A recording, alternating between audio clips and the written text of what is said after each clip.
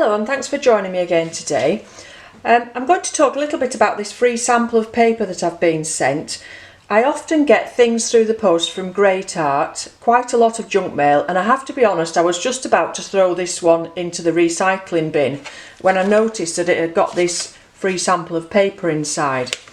So it says on the front it's called Flamboyant and it's got more information inside about it. So watercolour paper, and it says it's a 300 gram and it's got a very unique surface, so it's highly irregular grain on one side, so dramatic effects with watercolour it says. So really what I want to do is just have a play with this with lots of water and some colour, not actually drawing a picture because it's only a tiny little piece, but I'm just going to bring that closer to the camera. I'm not sure if it will auto focus on it, but can you see that grain, just how irregular it is?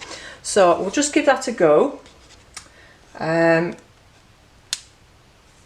Just seeing it comes in either blocks or sheets, so you can get it either way. We'll see what it's like first. And just pop that out of the way.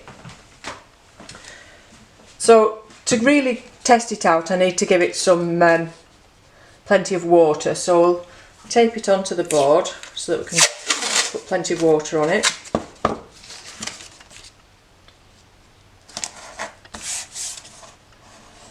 You'll notice I put my nail down the side next to the board, not on the paper, so it's stuck more to the board than it is the paper.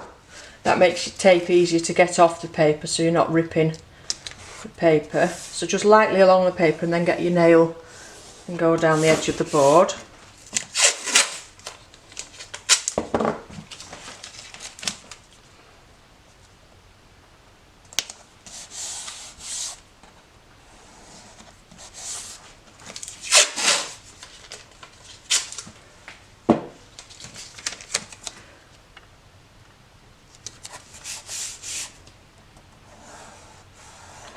Okay, so now I'm going to wet it and I'm going to give it plenty of water, so because it says it's 300 grams, so it really should take plenty of water if that's the case.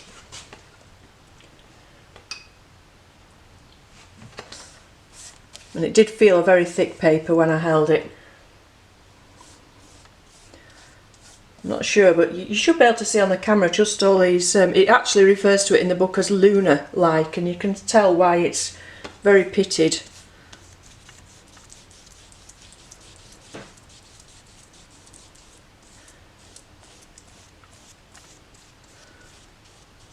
I'm just going to make up a wash of some cerulean and some alizarin, because quite often you get some granulation with the cerulean, and those two colours together, they tend to sort of separate on the paper, so I just thought that might be a nice couple of colours to give it a try with. It's quite a wet wash. Plenty of water, and we'll see how it settles in there.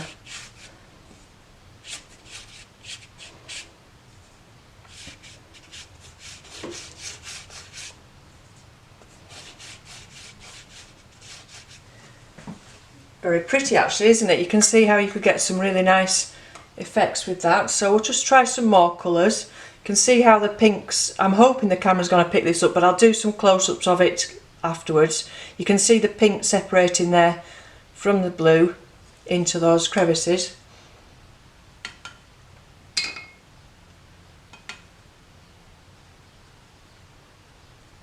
And get something bright on there now. Have a go with a brighter colour. I'll put some gamboge in.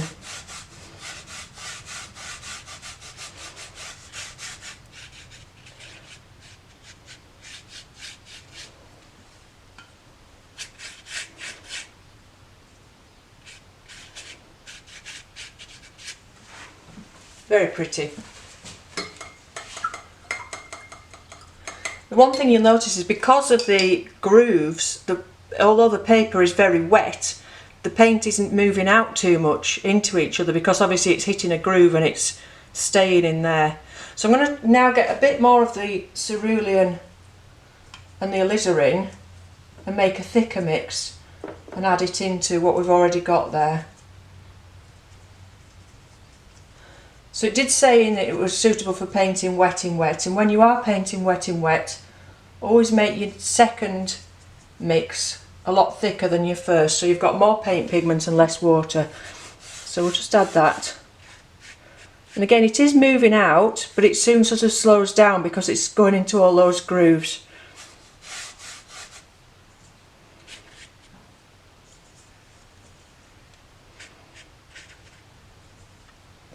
And don't forget, with watercolour, it's going to dry a lot lighter than how it's gone on.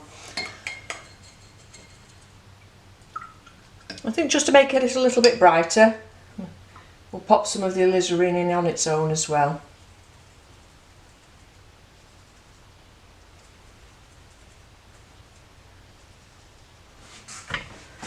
Just a dash of red here and there. Wow, that's nice.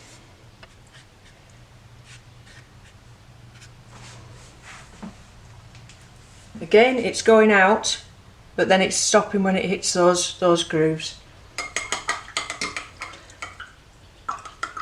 So at the moment it looks like it's taking plenty of water. It is rising a little bit up, but of course because we've got it taped down, that's fine, and it is only a small piece of paper, so we can perhaps expect that. What I'm going to do now is I'll just prop the board up a little bit. Prop it that way. I'll pop her. I'm hoping the camera's still going to focus on that. I'll just check you can still see it. Just move it slightly. And I'm just going to spray and see, you know, if it takes plenty of water. If you get the spray very close to the paper, you can get the paper back to white with a good paper usually. So we're just seeing what the quality's like by seeing whether that's going to lift off, and it is doing, lifting off very nicely there. So I'll just put that back, and again we'll see if it lifts off with the tissue. Perhaps if you were making a sky or something. I'm not sure it would lend itself to anything too particular like a sky, because obviously you wouldn't have all these shapes in. Yeah, so it's actually, when you're trying to lift with the tissue, I don't know if you can see there, because of the bumps in the paper, it's not lifting, it's just lifting off the raised pieces, not the, so to get it lifted off all of it, you'd have to work a little bit more at it, perhaps with your brush. Okay, so yeah, what else can we try on it? I think we've got plenty of water on there now, so we'll just pop a little bit of the Brush-O in. This is the Sunburst Lemon, and we'll put it on top of that Gamboge.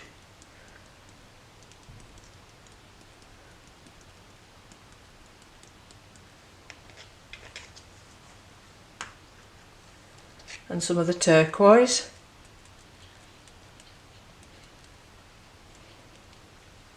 And see what that's going to do.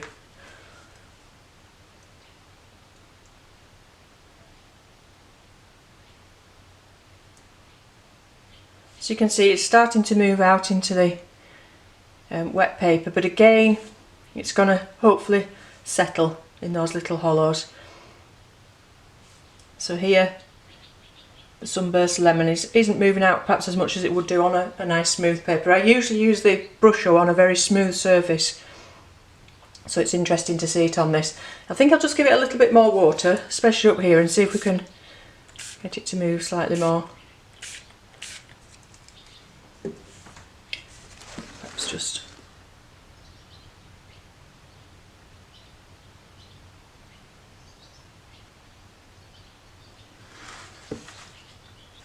So it's going to be interesting to see what this looks like when it's dry and all that paint has settled into that.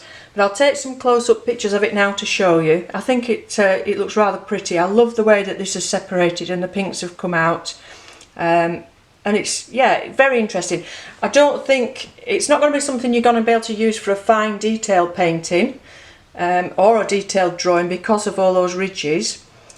But it's going to have a lot of applications for painting wet in wet in an abstract way. I think that's absolutely gorgeous, those colours together, the way it's settled in there, and you've got all these lines and texture already there, so you've got, you know, the texture's already there with the paper. Okay, so if you do want to have a go with it, I'll put the link below to their website, and I'll just get that little leaflet again. So it was called Flamboyant, and I'm assuming it's a new one, and that's why they've given us it. Test unique surface for yourself, it says there. Let's have another look. So the one I had, the free sample, was a 300 gram. It's actually not 100% cotton, it's 50% cotton and 50% cellulose. So that's interesting. It says it retains the moisture for longer periods of time, making it ideal for wet and wet techniques. Not suitable for masking fluid. So that's something that we need to remember, not suitable for masking fluid. Available in sheets and blocks. And it looks like there's just that one type. And it comes in a few different sizes. And it doesn't actually look that expensive, so I might buy some and give it a go with some abstract work, I think, rather than anything too particular. Okay, so thank you very much for watching. I'll take some photographs of this as it dries, and I'll take some close-ups of it as well. And like I said, I'll put the link to their website in the description below. Okay, thanks for watching, and bye for now.